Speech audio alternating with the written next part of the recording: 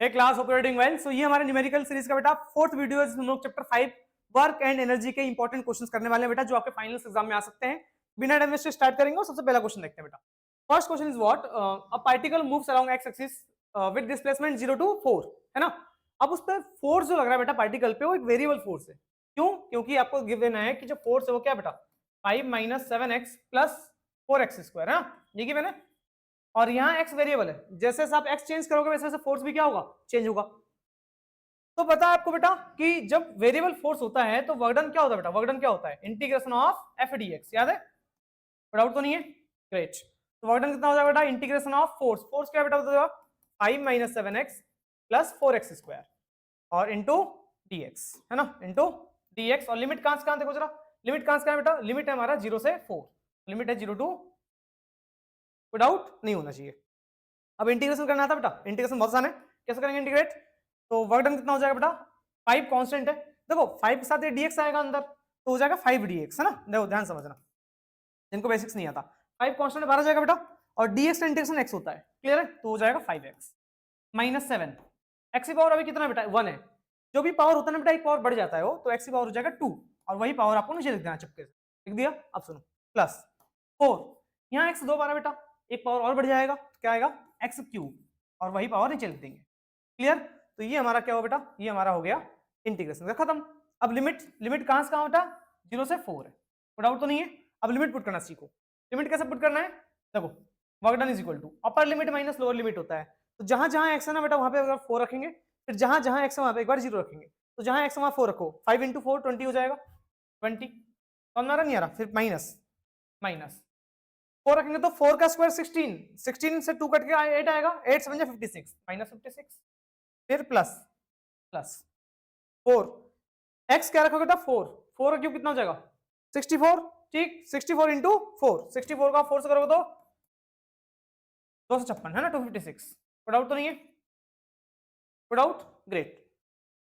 Upon में 3, upon में 3, ये हो गया अपर लिमिट। फिर माइनस, माइनस करेंगे लोअर लिमिट। लोअर लिमिट जैसे ही आप 0 पुट करोगे ना बेटा, ये भी 0, ये भी 0, ये भी 0, सारा 0 हो जाएगा, क्योंकि जहां x है वहां 0 पुट कर दो, ये पूरा 0 हो गया, तो लिखने की जरूरत नहीं है। ठीक, सॉल्व करना बेटा एलसीएम लेके, वही आपका क्या हो जाएगा, क्लियर। आगे बढ़े, अगला क्वेश्चन देखते हैं फटाफट। नेक्स्ट क्वेश्चन क्या देखो जरा। नेक्स्ट क्वेश्चन है, एक ब्लॉक है जिसका मास 4 kg है और वो इनिशियली किसमें, रेस्ट पे। अब उस ब्लॉक पे मैंने एक फोर्स लगाया बेटा, वो फोर्स कितना है 16 न्यूटन। जब फोर्स मैंने 16 न्यूटन लगाया, ठीक, मास कितना उसका 4 kg, तो बताना है kinetic energy acquired by the block at the end of 20 seconds. 20 second बाद उसकी काइनेटिक एनर्जी कितनी होगी बेटा। काइनेटिक एनर्जी क्या होता है हमारे पास, काइनेटिक एनर्जी हाफ mv², पता है ना, हाफ mv²। तो हाफ इंटू मास तो मैं गिवन है बेटा, उसका ब्लॉक का कितना, ब्लॉक का मास कितना है 4, लेकिन वेलोसिटी गिवन नहीं है। हमें वेलोसिटी चाहिए 20 सेकंड बाद, 20 सेकंड बाद वेलोसिटी होगी कितनी, क्लियर। उसके लिए आप सबसे पहले आप एक्सेलरेशन निकाल लो। एक्सेलरेशन क्या होता है बेटा, फोर्स अपॉन मास, पता है ना। फोर्स हमारा 16 है, मास हमारा 4 है, कैंसिल आउट हुआ कितने बार 4 टाइम्स। एक्सेलरेशन कितना आ गया बेटा 4 मीटर पर सेकंड स्क्वायर, एक्सेलरेशन आ गया। अब एक्सेलरेशन आने के बाद क्या करना है, सुनो। फर्स्ट इक्वेशन मोशन हमने पढ़ रखा है बेटा, v = क्या होता है, u + at होता है, ग्रेट। तो आपने पढ़ रखा है कि इनिशियली रेस्ट पे था, इनिशियली रेस्ट पे मतलब कि इनिशियल वेलोसिटी 0 हो जाएगा, प्लस एक्सेलरेशन कितना आया 4 आया, और टाइम कितने सेकंड के लिए बेटा, टाइम 20 सेकंड के लिए। तो कितना हो जाएगा वेलोसिटी 42 80 मीटर पर सेकंड। तो वेलोसिटी आ गया, जब बेटा वेलोसिटी आ गया तो उठा के यहाँ रख दो, 80 का स्क्वायर कर देना। अब आपको मल्टीप्लाई डिवाइड करना आता है, that will be your answer. Kinetic energy बेटा, एनर्जी है तो किस में आएगा, जूल में आएगा, बेसिक कॉमन सेंस पता होना चाहिए। आगे बढ़ेंगे, अगला क्वेश्चन देखेंगे। नेक्स्ट क्वेश्चन है कि बुलेट है जिसका वेट है कितना बेटा 10 ग्राम। ये क्वेश्चन है बहुत इंपॉर्टेंट बेटा, ठीक है। मैंने क्लास में अपने ऑफलाइन वाले बच्चों को करवा रखा है, बाकी बेटा जो ऑफलाइन वाले बच्चे देख रहे हैं उनको मैंने करवा रखा है, पहले से मैं बता दूं, ठीक है। ये बुलेट है, एक बुलेट फायर किया गया बेटा, और ये ना एक मड वॉल है जो कि 1 मीटर थिकनेस के साथ है। अब ये आर पार चला गया, इसको पियर्स कर गया है। तो शुरुआत में इसकी वेलोसिटी कितनी थी बेटा, शुरुआत में जो बुलेट की वेलोसिटी थी वो थी 800 मीटर पर सेकंड। अब जब ये आर पार गया ना, इसके आर पार जाने के बाद क्या हुआ, उसकी भाई ऑब्वियसली जब टकराएगा तो एक वॉल इस पे फोर्स लगाएगा ना, तो उस फोर्स वजह से इसकी वेलोसिटी घट गई। आर पार जब गया ना, जब बाहर निकल गया, तब उसकी वेलोसिटी रह गई मात्र 100 मीटर पर सेकंड। तो find the average resistance offered by the mud wall. Mud wall ने कितना इस पे फोर्स लगाया। तो बेटा हमने वर्क एनर्जी थ्योरम पढ़ रखा है, वर्क एनर्जी थ्योरम से आप जितने भी क्वेश्चन प्रैक्टिस कर लो उतना बेटर है। वर्क एनर्जी थ्योरम का स्टेटमेंट एग्जाम में आएगा, वर्क एनर्जी थ्योरम का डेरिवेशन आएगा, और न्यूमेरिकल्स में स्टेप के न्यूमेरिकल्स आते हैं, क्लियर। स्टेटमेंट और डेफिनेशन में करवा चुका हूं, किसमें, सॉरी डेफिनेशन और हमारा डेरिवेशन में अपने क्या बोलते हैं, अरे यार यूट्यूब वाले वीडियोस में है ना, अपलोड कर चुका हूँ, क्लियर, डेरिवेशन वाली वीडियो में, वहां देख लेना। अब हम बात करेंगे बेटा न्यूमेरिकल के बारे में। तो बेटा वर्क एनर्जी थ्योरम क्या कहता है कि जितना वर्क डन हुआ वही वर्क डन क्या हो जाएगा, चेंज इन काइनेटिक एनर्जी होगा। पढ़ाया आपने, ग्रेट। वर्क डन क्या होता है बेटा, फोर्स इनटू डिस्प्लेसमेंट होता है। अब सुनो बेटा, फोर्स ये वॉल लगा रहा है इधर तरफ, और डिस्प्लेसमेंट किधर हो रहा है बेटा, सामने की तरफ। एंगल कितना होगा, 180 डिग्री, तो cos 180। फोर्स होता है एफ डॉट एक्स, डॉट हटेगा तो cos थीटा आएगा, तो वर्क डन हमारा एफ डॉट एक्स होता है, डॉट हटेगा तो cos, एंगल कितना है बेटा 180 डिग्री। डाउट तो नहीं है, क्योंकि बेटा फोर्स लग रहा है पीछे की तरफ, जब ये टकराएगा तो फोर्स पीछे लगेगा और डिस्प्लेसमेंट आगे हो रहा है, तो that is equal to change in kinetic energy. Kinetic energy में कितना चेंज आया, final kinetic energy minus initial kinetic energy होगा। अब सुनो, एफ हमें कितना है, ये तो हमें निकालना ही है, इनटू डिस्प्लेसमेंट कितना हुआ इसका, बुलेट का 1 मीटर हुआ, cos 180 माइनस 1 होता है, पता है ना बेटा, is equal to final kinetic energy. Kinetic energy होता है हाफ एम वी स्क्वायर, तो हाफ एम फाइनल वेलोसिटी का स्क्वायर माइनस इनिशियल क्या होगा, हाफ एम इनिशियल वेलोसिटी का स्क्वायर होगा, minus f is equal to, देखो बेटा हाफ एम कॉमन निकाल लो, हाफ एम कॉमन आ रहा है, v f minus v i. देखो एम कितना है बेटा बताना जरा, हाफ एम कॉमन निकाल लिया, हाफ एम, मास कितना है बेटा, मास कितना जल्दी बोलो, मास है 10 ग्राम, बुलेट का मास 10 ग्राम है, ग्राम को किलोग्राम में करना पड़ेगा, 1000 से डिवाइड, क्लियर है, ब्रैकेट, फाइनल वेलोसिटी का स्क्वायर, और फाइनल वेलोसिटी हमारे पास 800 है, तो 800 का स्क्वायर माइनस इनिशियल वेलोसिटी कितनी बेटा, सॉरी फाइनल हमारे पास 800 नहीं है, फाइनल हमारा 100 है, क्लियर, 100 का स्क्वायर माइनस इनिशियल वेलोसिटी कितनी बेटा 800 का स्क्वायर, तो बस आपको क्या करना है, इसको स्क्वायरिंग करके माइनस कर दो, फिर मल्टीप्लाई कर दो ना, आपका फोर्स वैल्यू आ जाएगा, क्लियर है, कैलकुलेशन आता है ना, कर दोगे फोर्स हो जाएगा, कोई डाउट तो नहीं है। अगला क्वेश्चन देखेंगे फटाफट, नेक्स्ट क्वेश्चन देखते हैं। नेक्स्ट क्वेश्चन क्या है देखो जरा, the potential energy of a certain spring when stretched through a 10 centimetre is 5 joule, ठीक है, आपके पास एक स्प्रिंग है, ठीक, आपके पास एक स्प्रिंग है, उस स्प्रिंग को जब आपने क्या करा, उस मीन पोजीशन से आपने 5 सेंटीमीटर 10 सेंटीमीटर आगे खींचा, ठीक है, 10 सेंटीमीटर आगे खींच लिया, मान लो यहाँ पे, यहाँ तक आपने खींच लिया इसको, अब ठीक ऐसे लेके गए यहाँ तक, 10 सेंटीमीटर जब आप एक्स्ट्रा खींच रहे हो ना, इससे पोटेंशियल एनर्जी कितना आ गया, पोटेंशियल एनर्जी 5 जूल आ रहा है, डेवलप हो रहा है उसके अंदर, ठीक है, स्प्रिंग के अंदर। तो पोटेंशियल एनर्जी क्या होता है बेटा, हाफ के एक्स स्क्वायर होता है, पता है ना आप लोगों को, नहीं पता तो अभी समझ लो। तो पोटेंशियल एनर्जी स्प्रिंग का होता है हाफ के एक्स स्क्वायर, और पोटेंशियल एनर्जी हमें रखा 5 इज इक्वल टू हाफ के, स्प्रिंग कांस्टेंट है बेटा, स्प्रिंग कांस्टेंट मुझे पता नहीं है, लेकिन मुझे डिस्प्लेसमेंट पता है, that is equal to 10, clear है, 10 है, सेंटीमीटर में है तो इसको मीटर में करने के लिए करेंगे बेटा 100 से डिवाइड कर देंगे, कोई डाउट तो नहीं है, ग्रेट।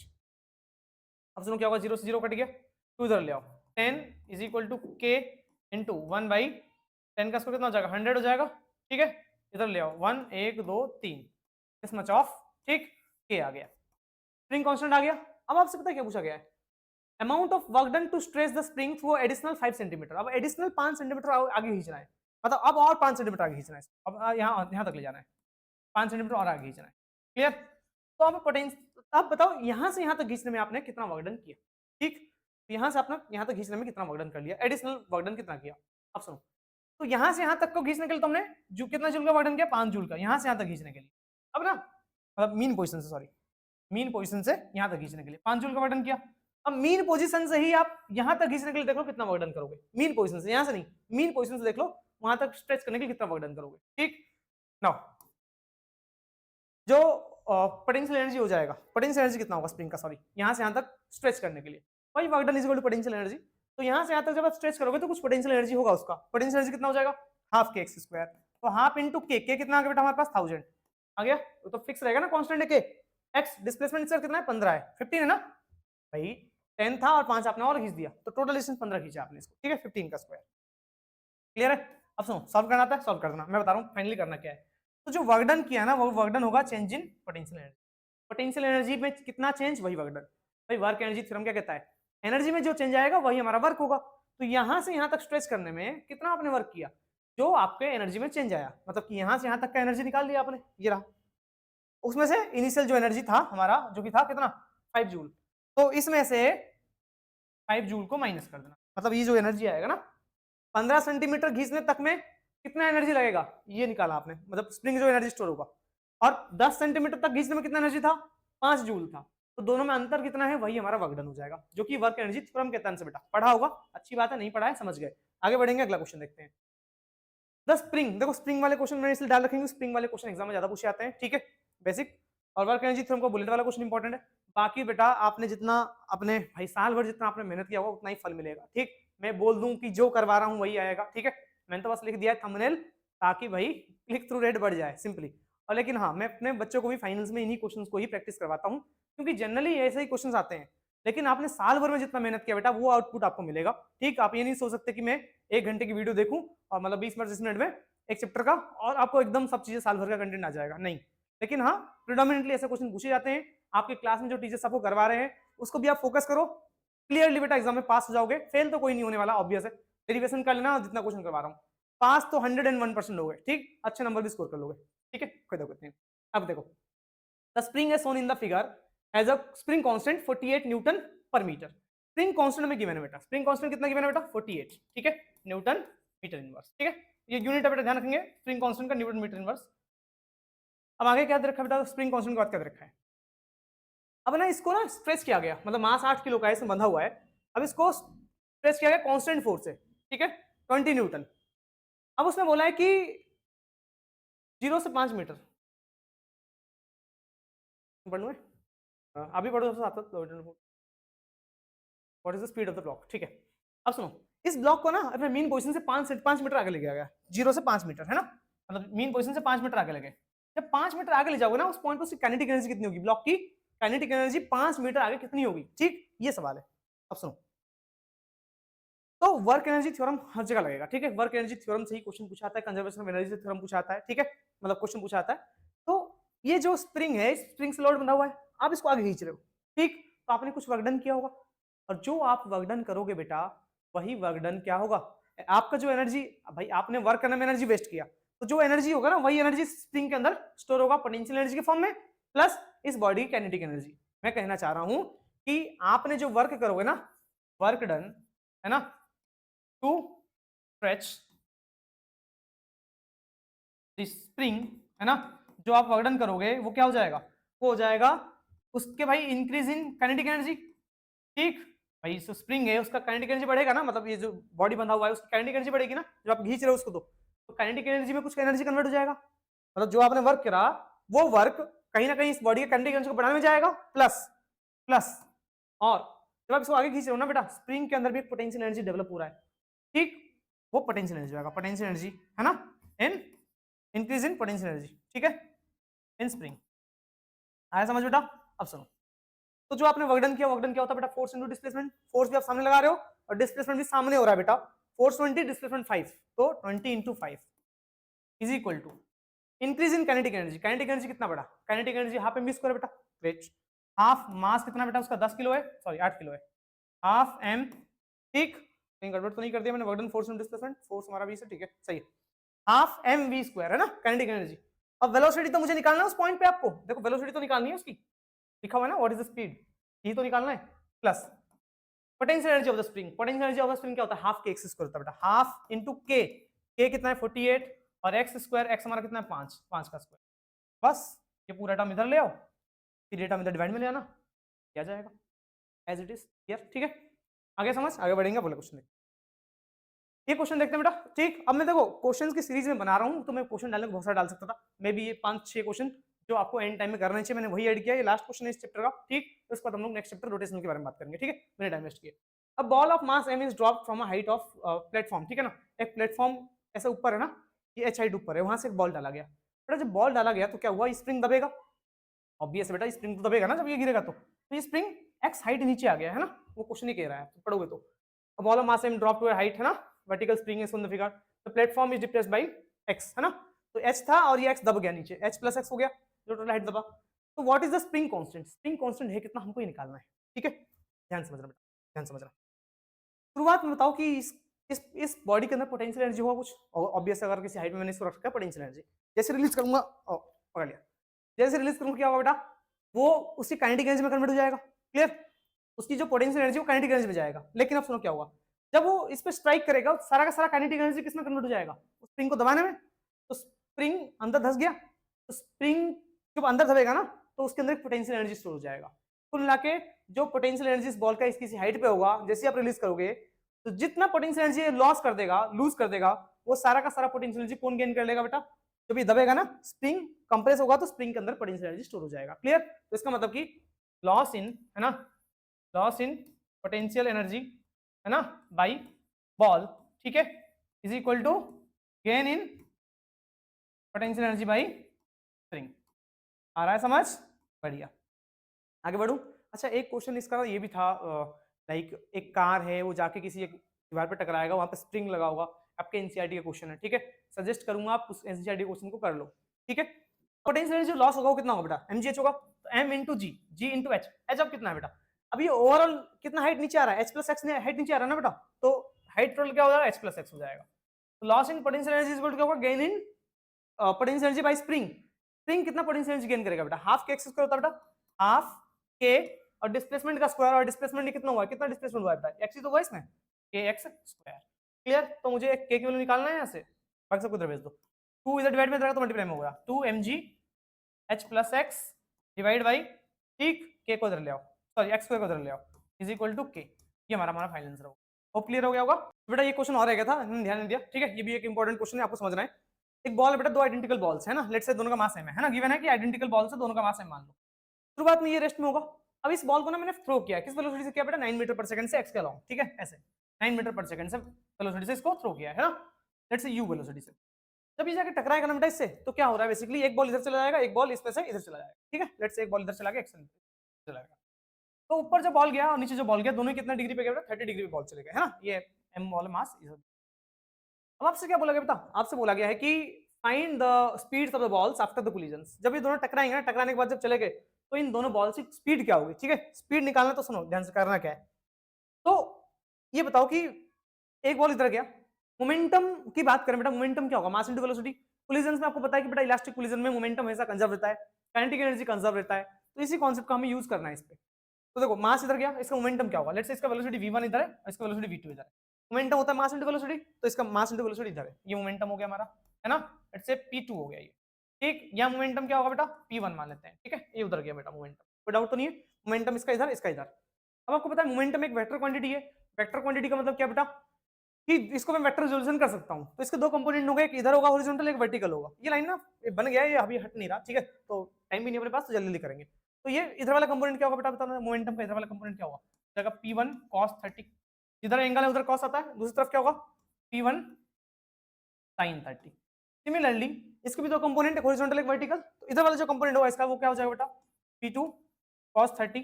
क्लियर? और इसका जो नीचे वाला कंपोनेंट होगा इधर वाला, वो क्या हो जाएगा बेटा? p2 sin 30। आ रहा समझ? ग्रेट। अब सुनो ध्यान से, मोमेंटम हमेशा कंजर्व रहेगा, तो मोमेंटम एक वेक्टर क्वांटिटी है, तो एक्स के अलोंग भी मोमेंटम कंजर्व और वाई के अलोंग भी मोमेंटम कंजर्व रहेगा, पता है ना। अब वही काम हमें यूज करना है यहाँ पर, मोमेंटम अलोंग एक्स, ठीक है ना, मोमेंटम अलोंग एक्स, ठीक है ना, मोमेंटम अलोंग एक्स, ठीक है, वो कंजर्व रहेगा। कंजर्व मतलब कि एक्स एक्सिस के अलोंग पहले जितना मोमेंटम था उतना ही मोमेंटम बाद में होगा। तो पहले मोमेंटम क्या था बेटा?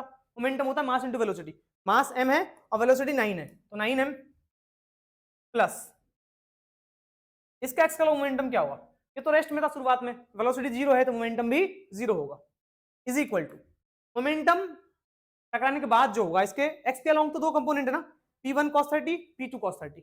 p1 cos 30 कितना बेटा? p1 cos 30